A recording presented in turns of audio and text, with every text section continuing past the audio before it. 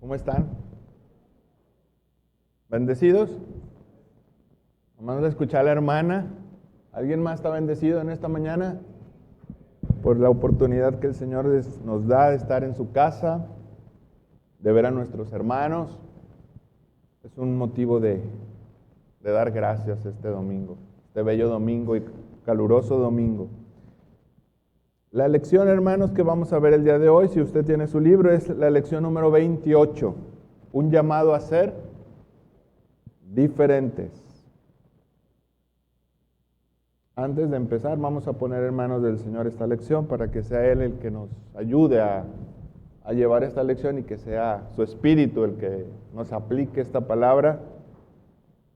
Porque como se dice acertadamente, el que enseña o predica solamente puede llegar al oído del quien escucha, pero es el Espíritu Santo el que verdaderamente nos hace reflexionar y cambiar por medio de la bendita palabra del Señor. Padre Celestial, te damos gracias por este día que nos permites estar en tu casa, Señor. Te rogamos en esta hora que sea tu Santo Espíritu, Señor, el que nos enseñe, nos aplique esta palabra que tú has inspirado y que también podamos llevarla, Señor, hacia afuera para servirte, para glorificarte y para también vivir de la manera, Señor, que tú lo has diseñado para tu pueblo. En el nombre de Jesús te lo pedimos. Amén. Se escuchó como eco, ¿verdad? Escuché un eco. Hermanos, aunque esta palabra a veces puede ser malentendida, el término diferentes que habla esta clase, algunas personas lo pueden tomar como algo tirando a idolatría, a cierta altivez, porque soy diferente a los demás. Pero la palabra de Dios le enseña en un sentido completamente contrario, que es en un sentido de humildad, en un sentido de reconocimiento por lo que Dios es. Y la palabra nos enseña desde el Antiguo Testamento que Dios ha hecho algo para que su pueblo, al cual Él llama, sea distinto. Si usted recuerda, desde Génesis, cuando el Señor habla a Abraham y lo saca de Ur de los Caldeos, lo saca de esta ciudad, de este pueblo, para que él sea alguien distinto a de ese entorno donde él estaba. Ur de los Caldeos era un pueblo con idolatría, con hechicería, lleno de fornicación, de adulterio, pero el Señor lo saca de Ur de los Caldeos para hacer de él alguien distinto. Lo mismo hace con Israel. Lo saca de Egipto, de en medio de toda esa idolatría, de todo el paganismo que tenía Egipto, y lo hace un pueblo para él, un pueblo distinto. Dios nunca deja, hermanos, que su pueblo se amolde al contexto, o como podemos decir en el Nuevo Testamento, al mundo que le rodea. Es un pueblo santo que tiene que ser santo como aquel que le llama. Ahora, ¿a qué nos referimos con ser diferentes? De hecho, muchas personas dicen ser diferentes, ¿verdad? No quiero meterme en camisa de 11 varas, pero generalmente un político nos enseña que es diferente a otros políticos que le precedieron, ¿verdad? La bandera de ser diferente. Generalmente una empresa también que hace alguna determinada actividad o servicio nos dice que es diferente a otras empresas similares del mismo rubro. Pero ¿qué es ser diferente? Como cristianos muchas veces, hermanos, podemos afirmar, o a través de la historia reciente afirmamos que somos distintos, pero a veces estamos equivocados en eso distintos que creemos que somos. Aquellos que tienen 30, 40, 50 años o más de ser cristianos, antes se nos enseñaba que ser distinto era no ir a ciertos lugares. Por ejemplo, Ser distinto antes como cristiano era no ir al cine. Le pongo un ejemplo, ¿verdad? De un error que antes se pensaba que por hacer determinadas cosas o no hacerlas, éramos distintos. No escuchar determinada música al cristiano le daba esa etiqueta de ser diferente. Vestirse o no de cierta manera lo hace diferente. Ojo que no quiero decir que esta sea la circunstancia principal que nos caracteriza como cristianos, ¿verdad? O no maquillarse. A mí me tocó hace años, en mi infancia, donde se enseñaba que maquillarse o usar pendientes y aretes era ser un cristiano diferente. No sé si a hermanos de antes les haya tocado ciertas cosas así, donde esta distinción de ser cristiano se limitaba a ciertas cosas que he mencionado. Pero ahora, bíblicamente, repito, ¿qué nos hace ser cristianos? A un cristiano ser distinto, diferente. De esto nos habla precisamente la carta a los Efesios, hermano. Que quiero que leamos ese pasaje que es la base de esta lección.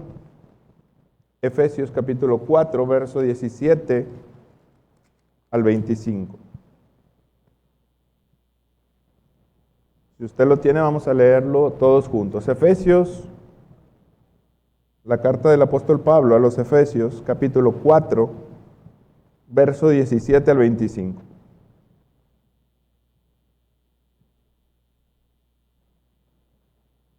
Si ya lo tiene, ahí diga un amén, hermano, para saber que estamos en la misma sintonía.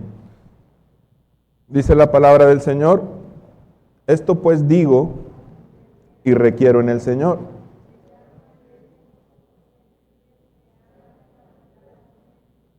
teniendo el entendimiento entenebrecido,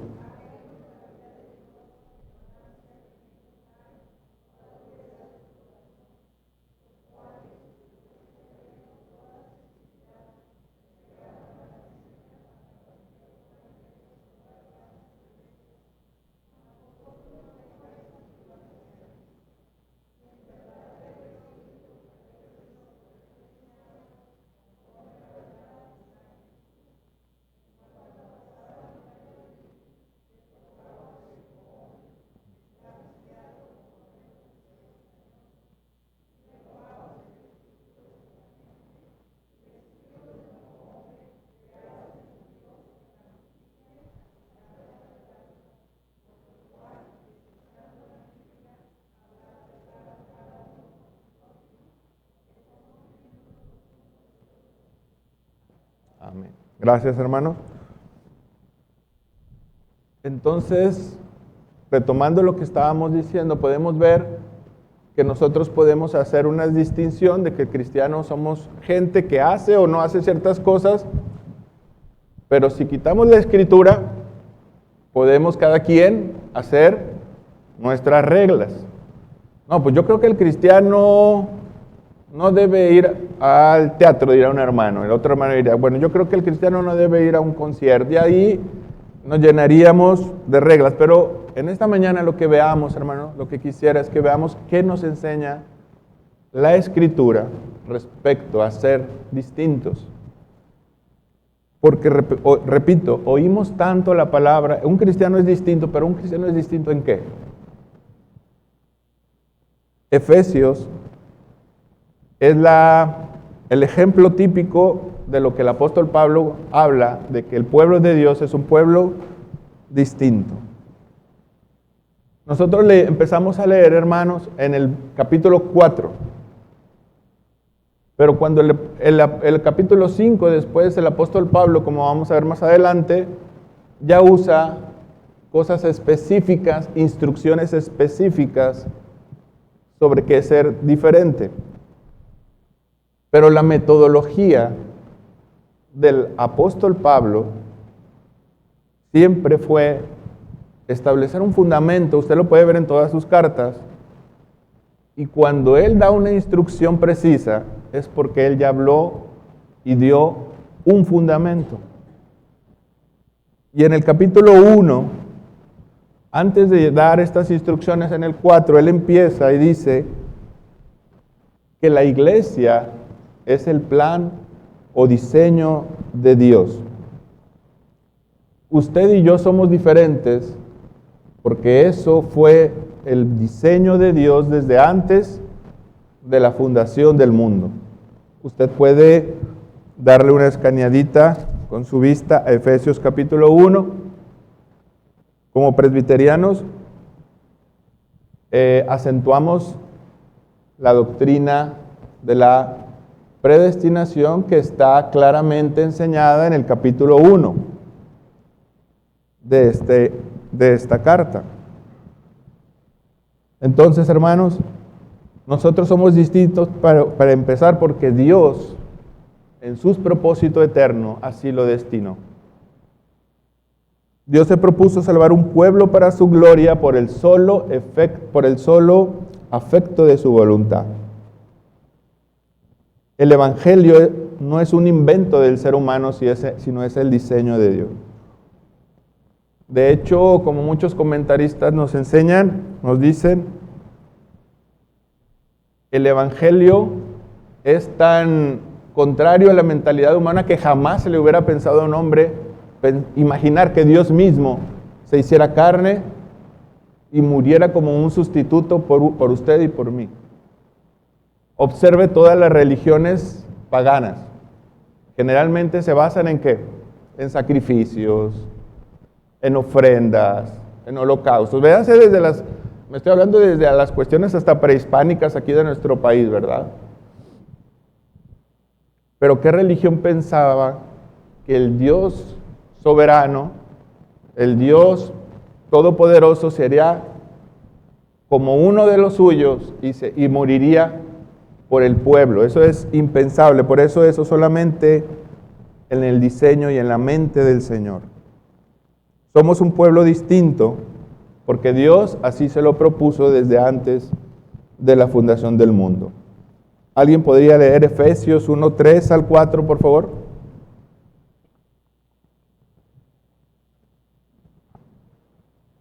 Hermano, adelante.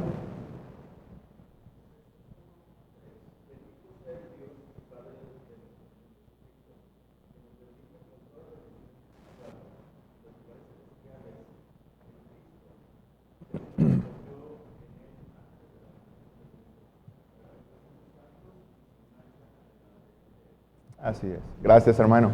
Se fija que el apóstol enseña primeramente cuál es el propósito de Dios, que es que fuésemos el objetivo. Vamos a ponerle el objetivo final, es que fuéramos santos. Y Pablo dice que lo hizo por medio de ¿quién? De Cristo. Dios Padre no se elige, pero es por medio de ¿quién? De Jesucristo. No hay elección si no hay fe en Jesucristo, porque todo lo hizo por medio de Cristo. Jesús mismo dijo que las puertas del Hades no prevalecerían contra la iglesia.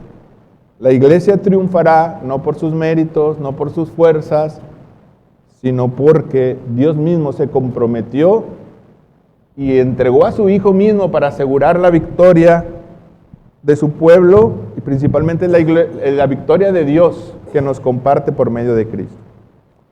Entonces, hermanos, segundo punto, si la iglesia es un plan eterno de Dios que nació en su mente, esta obra se consuma por medio de la obra de Cristo. Somos distintos porque Dios nos hace distintos en Cristo. Sin la obra de Cristo sería imposible lo que Dios ya había determinado antes de la fundación del mundo. Dios quitó nuestra maldad, nos reconcilió por medio de Cristo, nos hace parte de su familia celestial. Dice el apóstol Pablo que nos abrió los tesoros celestiales para hacernos coherederos por medio de su Hijo. En el 1.5 dice, nos adoptó por medio de su Hijo. Estamos hablando de Efesios, ¿ya? No nos vamos a mover de Efesios. Y el 1.6 dice, nos hizo aceptos por medio de ¿quién? De Jesucristo. Entonces, hermanos, somos distintos, la iglesia es distinta porque es la voluntad eterna de Dios que se ha consumado por medio de la obra de su Hijo.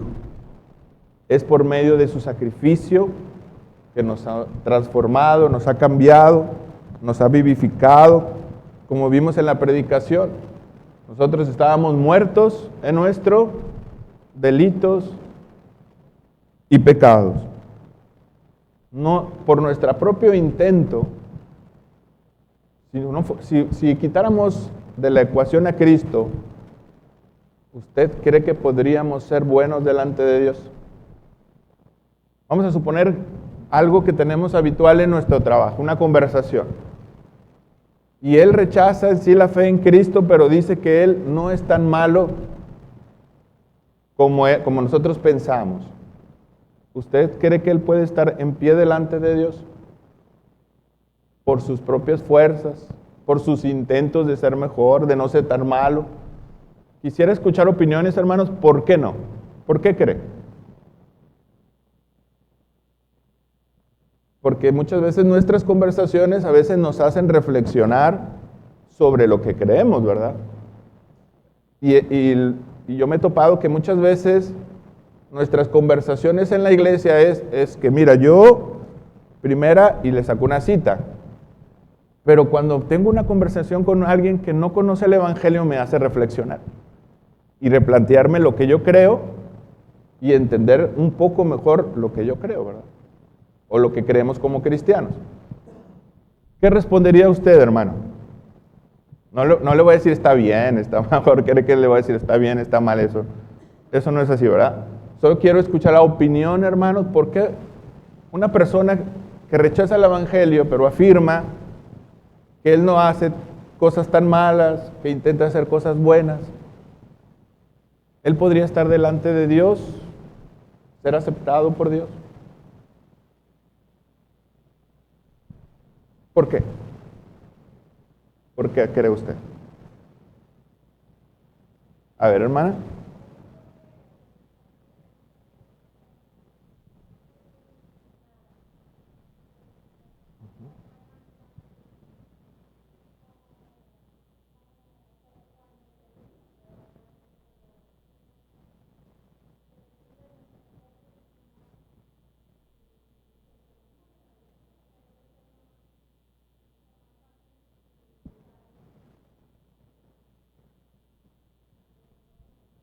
Así es.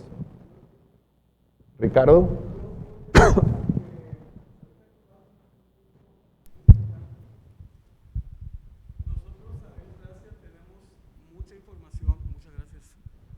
A Dios gracias, tenemos mucha información de la Biblia, ¿sí? Pero la gente que dice que es buena, porque creo que nos hemos topado, incluso hasta Dani nos ha compartido de gente que te dice que es muy buena, no, el Evangelio no lo acepta por sus mismas obras buenas. Y es ahí donde la palabra se cumple, en donde dice la palabra de Dios, oye, pues no por las obras, eso no cuenta. Y entonces ellos creen más en sus obras y están tan arraigados de ser personas buenas que ven como una carga el hecho de aceptar el Evangelio. ¿Por qué? Porque sin duda alguna son personas, mujeres u hombres buenos, pero que quizás como muchos de nosotros tienen muchas otras cosas, oportunidades en las cuales tienen ellos que trabajar. Y es ahí donde yo creo que está el rechazo de aceptar el Evangelio. Así es. Gracias, Ricardo. ¿Hay alguna otra opinión, hermano? ¿Se ha encontrado usted, hermano Francisco?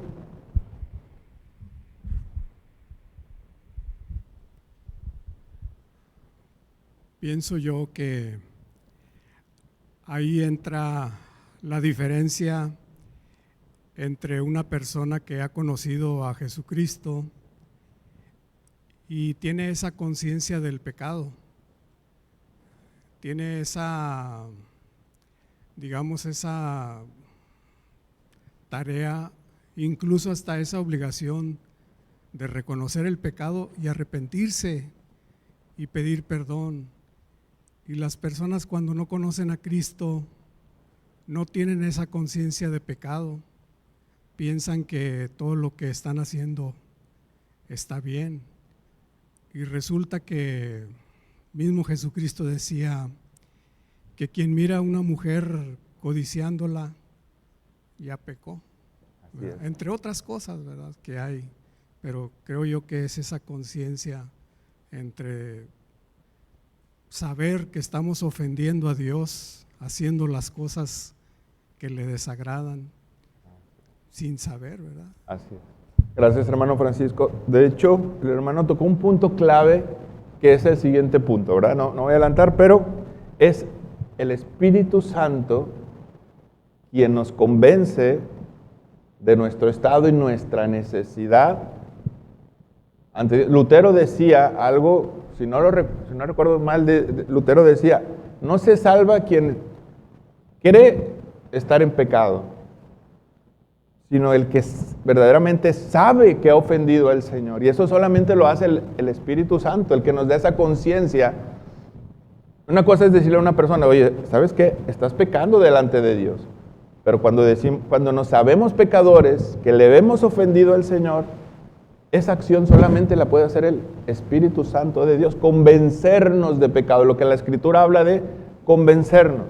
Yo puedo estar dialogando con una persona 1 hora, pero esa persona, sí, bueno, pues déjame medito y a ver si puedo entender tus conceptos. Pero el Espíritu Santo es el que verdaderamente nos enseña que estamos ofendiendo al Señor. Otra cosa sería de que Dios, es como nos enseñaba el hermano Daniel esta mañana, lo que Dios reclama de la persona, esos 613 mandamientos no ha cambiado. Dios demanda una obediencia perfecta. El problema para el evangelio, mejor dicho, la solución del evangelio es que ya hay alguien que sí cumplió la justicia de Dios perfectamente, y es su Hijo. Y por medio de la fe nos da su justicia a nosotros. Cuando nos enfrentamos a esa situación con un inconverso, ¿sabes qué? Pues yo no soy tan malo, le podemos hacer ciertas preguntas, ¿verdad? Nunca has mentido, nunca has visto a una mujer con un deseo de tenerla, ¿verdad? Y la persona, oye, no, pues sí, ¿verdad? Si es honesta te va a decir que sí. Bueno, entonces tú mereces la condenación por más buenas obras que hayas hecho, porque la justicia de Dios es perfecta y solamente alguien ha cumplido esa justicia perfecta, que es Cristo Jesús. Y por medio de la fe, esa justicia, dice la palabra, nos es imputada a nosotros sin ningún merecimiento, sin ninguna obra, sino solamente por descansar en la obra de Cristo. Ya vimos, hermano, primer punto, somos distintos porque Dios nos amó desde antes de la fundación del mundo. Esa es la lógica del apóstol Pablo. Tú eres distinto, iglesia, Divino Redentor, Bellavista, tú eres distinto porque Dios desde antes de la fundación del mundo nos escogió y nos amó, dice el apóstol Pablo. Segundo, no solo Dios pensó, Dios accionó. Dios hizo algo. Dios entró no solamente a maquinar algo, sino efectivamente envió a su Hijo. Es algo que probablemente con nuestra mente finita hoy no podemos comprender. Dios, que no había en una eternidad, siempre con su Hijo, se separa de su Hijo, lo manda entre nosotros, a estar entre nosotros, a morir de una manera cruenta por amor a alguien que sabía que le íbamos a fallar. Es el amor del Señor, ¿verdad? Sabía que le íbamos a fallar, que después de recibirlo todavía vamos a hacer ciertas cosas que no le agradan, pero ese es el amor del Señor. El tercer punto es, hermanos, no solo nos escogió, envió a su Hijo a morir por nosotros con todo lo que implica, perdonarnos, lavarnos, hacernos de su familia, adoptarnos, sino también nos dio las arras de nuestra herencia. ¿Quiénes las arras de nuestra herencia? ¿Alguien sabe quiénes las arras de nuestra herencia? El capítulo 1 de Efesios lo dice. Lo voy a dejar que lo ubique. A ver, hermano, ¿quiénes las arras de nuestra herencia?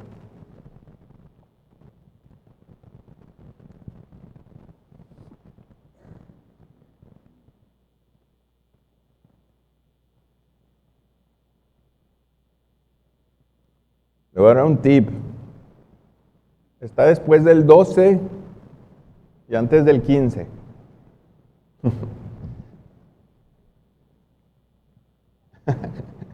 Me ganó hasta él. Ya.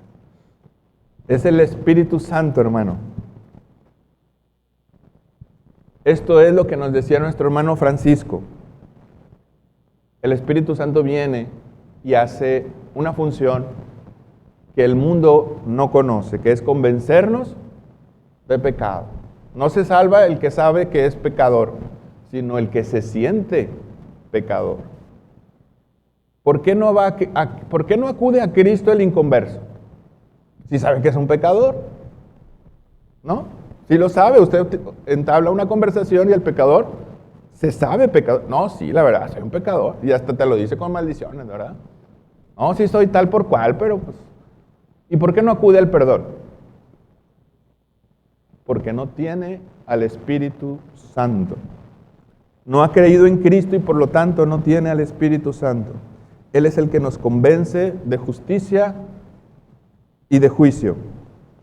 Dice el apóstol Pablo, en Él también vosotros, habiendo oído la palabra de verdad, el evangelio de nuestra salvación, y habiendo creído en Él, fuisteis sellados.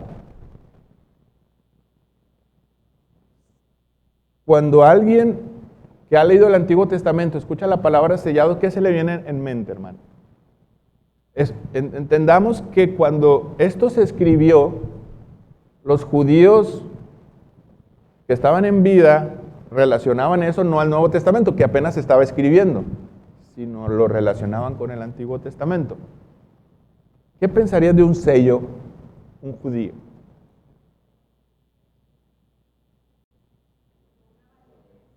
Una validez.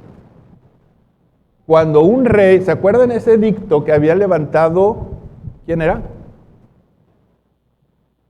En el libro de Daniel, era Nabucodonosor, no recuerdo si era Nabucodonosor o era Ciro. Creo que era Ciro, pero estoy seguro, ¿verdad? Y él había hecho un decreto, y ese decreto ya no se podía revocar, esa es la palabra, ya no se podía revocar. El sello del rey ya estaba sobre el decreto, dice, mi sello está ya sobre el decreto, ya no puedo cancelar este decreto. Discúlpame, que tu Dios te salve. Yo sí quiero hacerlo, pero ya no hay marcha atrás. El Espíritu Santo es ese sello sobre nosotros también, hermano. El Espíritu Santo nos da esa seguridad de que somos propiedad de Dios.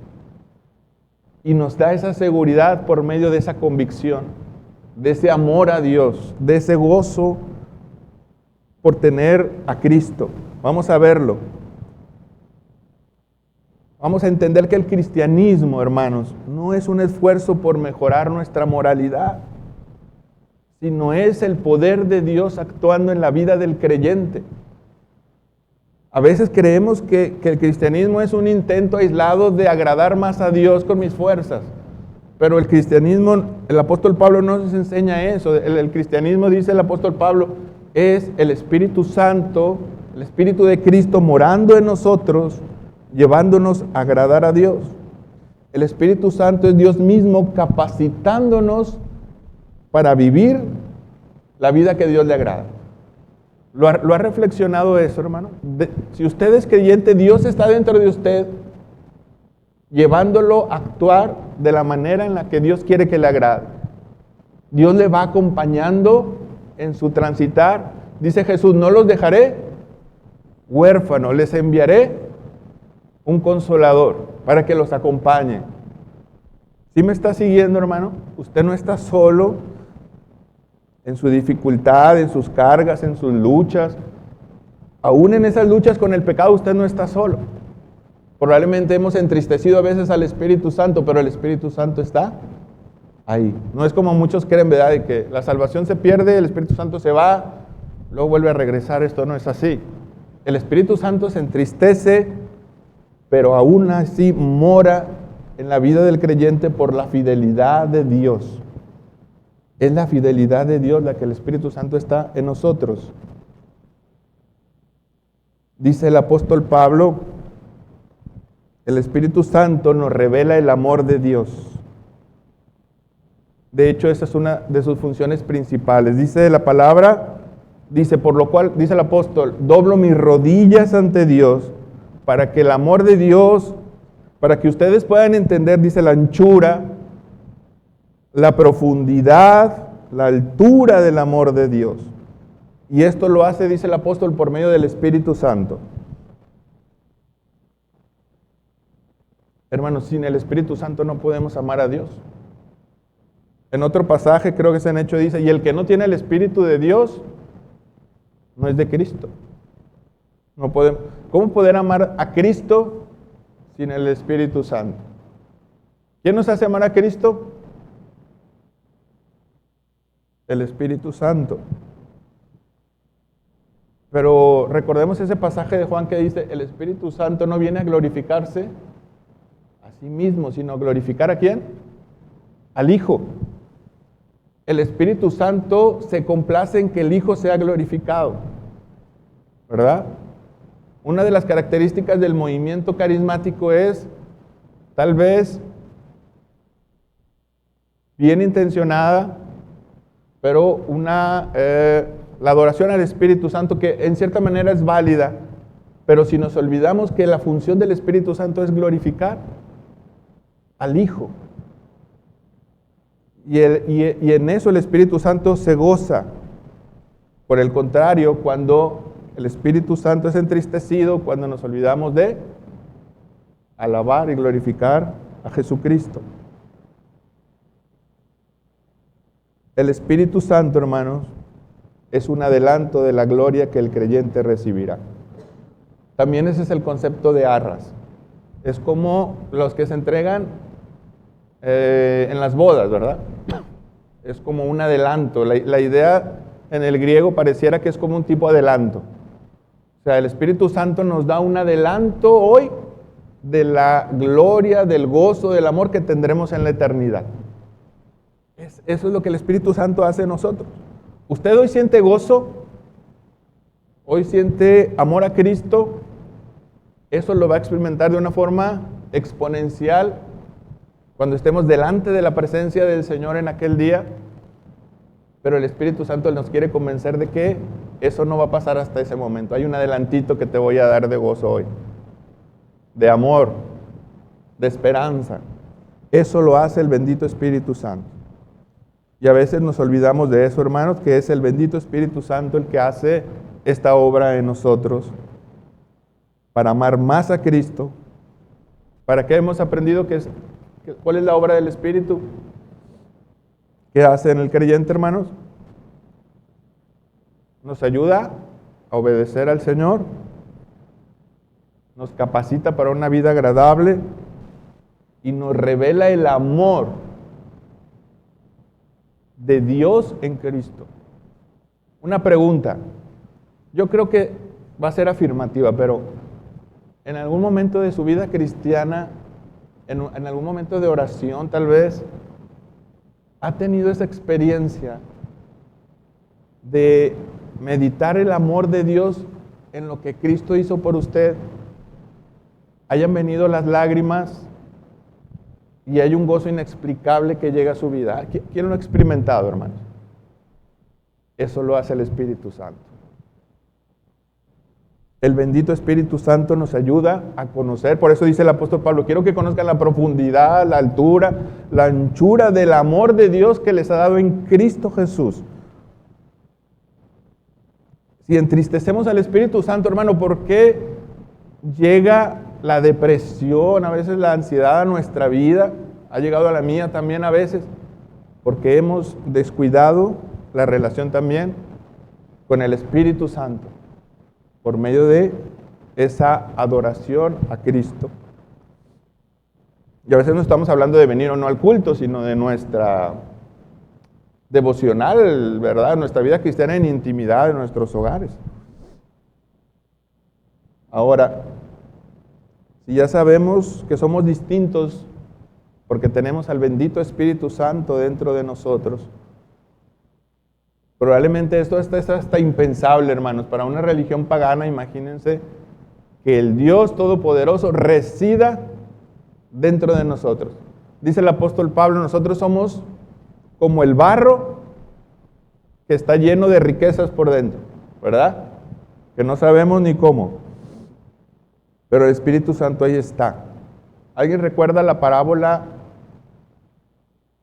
de la semilla de mostaza? Alguien podría decir, oye, ¿por qué algo tan glorioso ni se ve? ¿Verdad? O se ve muy poco. Alguien podría decir, tú estás hablando de algo muy grandioso, pero pues yo te veo así. Eres una persona normal, te vas a trabajar, a tus vueltas. Pero ¿recuerda esa parábola? ¿Alguien me podría recordar en qué consistía? ¿Qué dijo el Señor? Que era la semilla más, pero de las hortalizas se convertía en la más grande. Hace tiempo leía un pequeño extracto de un libro y decía, comentaba sobre esto, ¿verdad? Cómo el Señor, el cristianismo, pareciera ante los ojos de los hombres una religión pequeña, ¿verdad? Pues los hombres se ven iguales. Cuando venimos al Señor, si yo soy un inconverso y esta tarde acepto a Cristo, en la familia, pues, bueno, pues parece que es el mismo, no lo han cambiado, es el mismo cabello, la misma cara, todo. Ni que ni eso cambió. De decir, hubiera cambiado. Entonces, la semilla de mostaza nos revela, dice el Señor, así es el reino de Dios. Ante los ojos de los hombres parece pequeño, casi insignificante, pero en aquel día será algo grande, probablemente que ni podemos concebir o imaginar. Dice la palabra que ojo no vio, ni oído escuchó, ni ha descendido al corazón de hombre, pero así es el reino de Dios. Es algo extraordinario que a veces es, como esa semillita, menospreciado. Terminamos con esto, hermano. Pablo nos deja, después de poner ese fundamento para saber que somos distintos, que Dios nos ha amado desde la fundación del mundo, que nos ha amado enviando a su Hijo a morir por nosotros, que nos ha dado el Espíritu Santo para que viva dentro de nosotros. Vamos, el apóstol Pablo hasta el capítulo 4 y 5, ya cuando nos explicó eso, ahora sí empieza a dar instrucciones. Hermano, hago un paréntesis, si usted se olvida de la metodología del apóstol Pablo, va a ser un legalista y se va a dar de golpes de pecho. ¿Sabe por qué? ¿Por qué lo digo? Si yo empiezo a evangelizar y decirle a la gente lo que tiene que hacer, sin decir lo que Cristo hizo por él, va a ser frustrante intentar tener un carácter, un comportamiento cristiano de alguien que no lo es. Siempre tenemos que empezar con el Evangelio, que es lo que Dios hizo por nosotros. Y esa es la metodología del apóstol Pablo, y si no, lea Efesios. Pablo dice, Dios te amó desde antes de la fundación del mundo, envió a su Hijo a morir, envió a su Espíritu Santo. Ahora sí, ya acabé de darles la sustancia, el fundamento. Ahora requiero en el Señor que hagan estas cosas y vivan conforme a lo que Dios hizo por ustedes. A veces empezamos al revés y la gente queremos obtener un carácter de alguien que no está capacitado para ellos porque necesitan el Evangelio. Y el Evangelio nos da la fuerza, el Espíritu Santo es indispensable para vivir de una manera cristiana. Sin el Espíritu Santo, imagínense decirle a una persona, ¿Qué pecado se le viene arraigado en una persona? La mentira, es lo más habitual, ¿verdad? La tranza, el que tiene 2 mujeres, no, déjala. Ah, sí, ¿por qué? Porque no le agrada a Dios. Ah, ok. Pero ya le dijiste lo que Cristo puede hacer por él para quitar ese vicio de su vida, que hay poder en Cristo y por medio de su sacrificio para deshacer lo que él no puede hacer. Necesitamos eso. Ese es un paréntesis, lo cierro. Ahora el apóstol Pablo nos da unas instrucciones.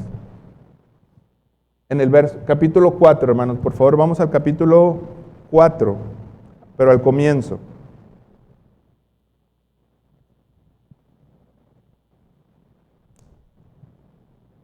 ¿Con qué comienza el apóstol Pablo? ¿Alguien puede leer el verso 2?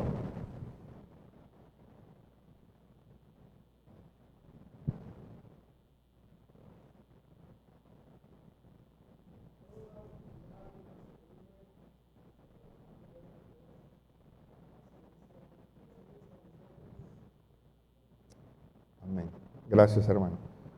Hermano, es curioso que estamos hablando de Éfeso, donde era una comunidad eminentemente gentil con un trasfondo griego.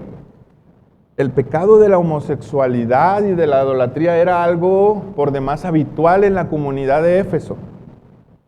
Y el apóstol Pablo toca estos puntos, pero los toca de una manera rápida. Dice, esto es vergonzoso, esto es otro. Pero donde el apóstol Pablo es más incisivo es en el amor fraternal a los hermanos. Es curioso, ¿no? Y yo meditaba en esto y a veces los grandes pecados son fáciles juzgarlos y condenarlos. Pero como iglesia, porque Pablo le está hablando a la iglesia de Éfeso, ¿verdad? Al creyente. ¿Cómo nos cuesta el amor fraternal con los hermanos? Y vamos a ver en este capítulo 4 que Pablo habla verso tras verso tras verso de soportar al hermano, de amarlo. Cuestiones que están simplemente en el carácter, hermanos. En el carácter del creyente. Mire lo que dice el capítulo verso 2, dice, con toda humildad y mansedumbre, soportando con paciencia. Parece que es un verso no tiene mucho trasfondo. Pero cuando tienes que soportar a alguien que es insoportable prácticamente, se necesita el poder del Espíritu Santo, como decía el hermano en la predicación, para no darle una cachetada, ¿verdad? Porque hay personas se vuelven insistentes, a veces ofensivas, a veces hirientes. Y el apóstol Pablo dice, humildad, tranquilízate, con mansedumbre soporta. Y aunque pudiera dar instrucciones, como es una comunidad griega, y estar hablando pecados sexuales, idolatría, Diana de los Efesios, que era la diosa de la comunidad, pero él lo hace conociéndonos, sabiendo que la pata que la que cogíamos es el amor fraternal. El creyente no tiene problema con esos pecados. Generalmente tiene problemas al amarnos unos a los otros. Verso 3. Solícitos en guardar la unidad en el vínculo. ¿Le ha pasado, hermanos, que al Señor le ha dado la victoria soportando a un hermano así difícil? Así le ha pasado. Algunos hermanos se ríen, creen, es como un amén disfrazado. Entonces, yo creo que todo nos ha pasado, pero es una victoria, hermano, es el Espíritu Santo. Haga eso afuera y termina en un pleito, ¿verdad? Como decía alguien, sobraban sombreros, pero bendito Dios que nos da de su Espíritu Santo. Verso 26, otra vez, cuestiones de carácter. Airaos, pero, ¿qué quiere decir? Enójate, o es natural hasta cierto punto la exaltación, pero no pases de ahí y que no te dure mucho. Dice, la buena edificación, a fin de dar gracias a los oyentes, dice el verso 26. Verso 29, ¿alguien puede leer el verso 29?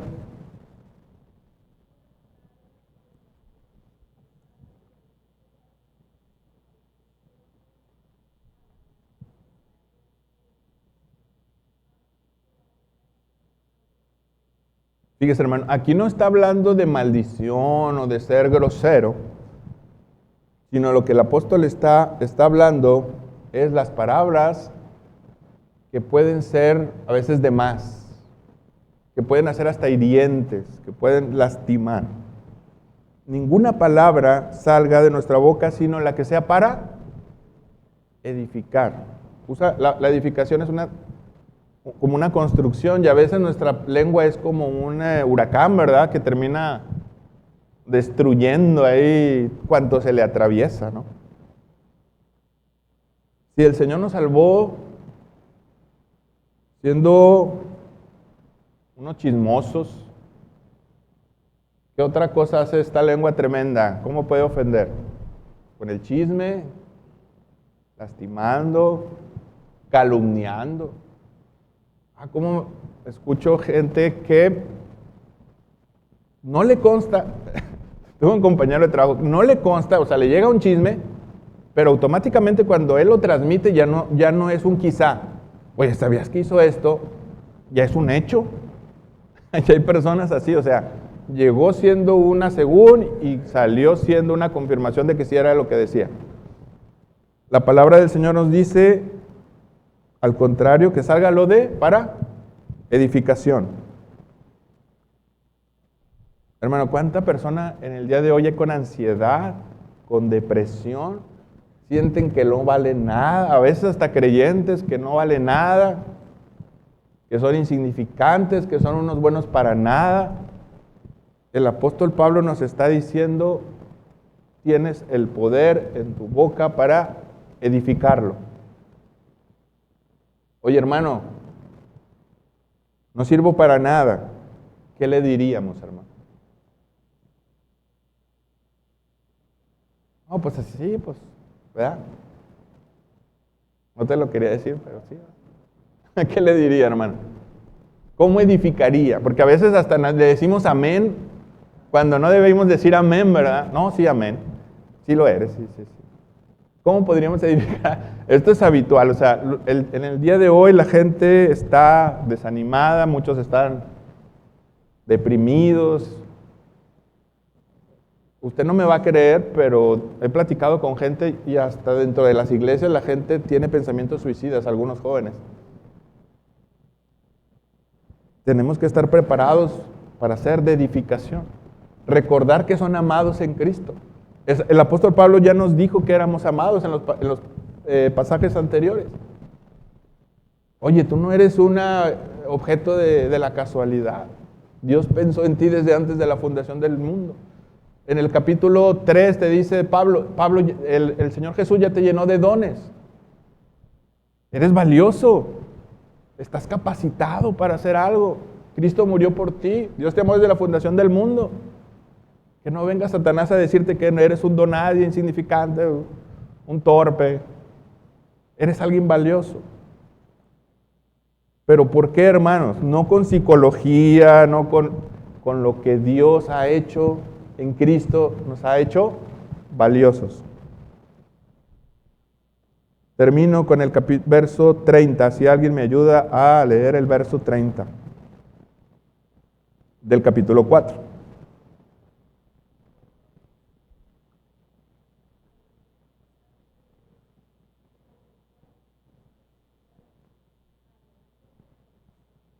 Amén. Hermanos, la escritura es clara. El Espíritu Santo puede entristecerte. Es una persona como el Padre, como el Hijo. Y si nosotros nos habituamos a hacer todo lo que el apóstol Pablo ha dicho, lo entristecemos. Si yo no tengo amor con los hermanos, entristezco al Espíritu Santo. Si mi lengua, si mi boca no es para edificar, sino es para criticar, para chismear, entristezco al Espíritu Santo. Si yo me enojo con facilidad y lastimo a los hermanos o a mi prójimo, ofendo y entristezco al Espíritu Santo. ¿Qué consecuencias tendrá eso? Pues viene un problema, viene una pérdida, me invade la tristeza, he entristecido al Espíritu Santo Y a veces por eso el creyente a veces hasta se quiere morir, ¿verdad? Pero si nosotros hacemos la voluntad del Señor, el Espíritu Santo está presto también para estar en nuestro auxilio, hermano. Aún así creo que el Señor es tan misericordioso que no nos deja en el momento, ¿verdad? Aunque a veces lo hayamos dejado nosotros. Pero ahí está el Espíritu Santo. O sea, no es cualquier cosa lo que el apóstol nos está enseñando. El Espíritu Santo es el que nos hace amar a Cristo, amar a nuestros hermanos, obedecer la palabra de Dios, mantener viva la esperanza bienaventurada de la resurrección. Y si lo entristezco todo eso, ¿verdad? Viene la situación. Una persona que no ha efectuado la voluntad de Dios está proclive a todo lo que hemos descrito, ¿verdad? También, a la ansiedad, a la depresión. Nunca va a encontrar una persona que obedece a Dios que entre en un cuadro de ansiedad prolongado. ¿Por qué? Porque el Espíritu Santo está ahí presto a rescatarnos de esos momentos que llegan, ¿verdad? Son infranqueables a veces, llegarán, pero el Espíritu Santo está presto para sacarnos de esos atolladeros. ¿Cómo? Ahí está la clave, ¿verdad? Obedezca también al Señor. Obedezcamos al Señor. Si hay una pregunta, hermanos, un comentario, reclamo. Hermano Daniel.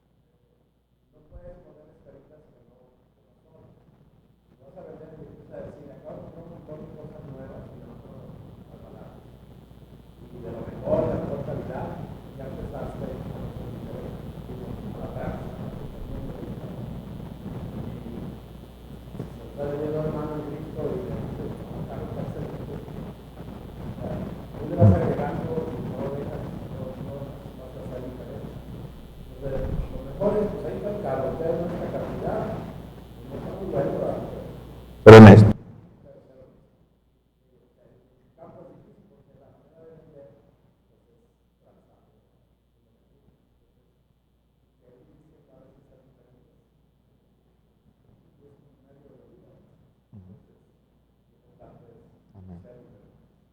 Sí, es verdad, es un punto que no vimos en clase, ¿verdad? Pero el ser diferentes implica a veces no salir bien librado en muchas cosas, ¿verdad? Puede ser criticado, a veces pegar en el bolsillo, ¿verdad? Ser honesto. En el ambiente en el que me muevo escucho tantas cosas, ¿verdad? Un compañero también se vende carros, a eso se dedica, aparte de su trabajo, a vender. No, pues una pieza y conoce a un mecánico y su amigo es un mecánico y no, pues nada más para que dure mientras lo vendo, un mes nada más. Y entonces, cámbiale la pieza nueva, ¿cuánto está? Es que está en 5. ¿Y qué puedes hacer? Mira, le puedo poner mientras, pero te va a durar un mes. No, con eso hay. Entonces, le pega el bolsillo, ¿verdad? ¿Qué hizo Zaqueo? Con eso termino. ¿Qué hizo Zaqueo? Zaqueo es el ejemplo del auténtico arrepentimiento. Dice, Señor, si en algo les he robado, que me busquen y les voy a dar cuadruplicado los que les robé. Zaqueo estaba sinceramente arrepentido. Y a veces el arrepentimiento puede ser solo de labios o lágrimas, pero el arrepentimiento verdadero va a la acción, ¿verdad? Como lo ilustra el Evangelio con Zaqueo, pero ahí sí cuesta, ¿verdad?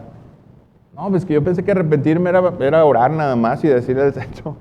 Pero no, el arrepentimiento implica también dejar lo que se estaba haciendo mal, ¿verdad? ¿Algún otro comentario, hermanos? ¿Todo bien? Ok, vamos a dar gracias al Señor. Bendito Dios, Padre Celestial, te damos gracias, Señor, porque nos has hecho distintos, Señor, no por nuestro mérito, no por nuestras fuerzas, sino por medio, Señor, de tu amor desde antes de la fundación del mundo, por medio de tu Hijo Jesucristo. Nos has amado, Señor, lo has entregado por pecadores como nosotros y nos has hecho parte de tu familia. Gracias, Señor, porque nuestra vida ahora tiene sentido. No vivimos, Señor, solo para morir, sino sabemos que hay esperanza, Señor, después de nuestra vida. Gracias, gracias te damos. Te ruego que nos lleves con bien, que tu presencia nos acompañe y que en esta semana, Señor, tu iglesia sea victoriosa, salga victoriosa en todo lo que emprenda y en todo lo que haga. En el nombre de Jesús te damos gracias, Señor. Amén.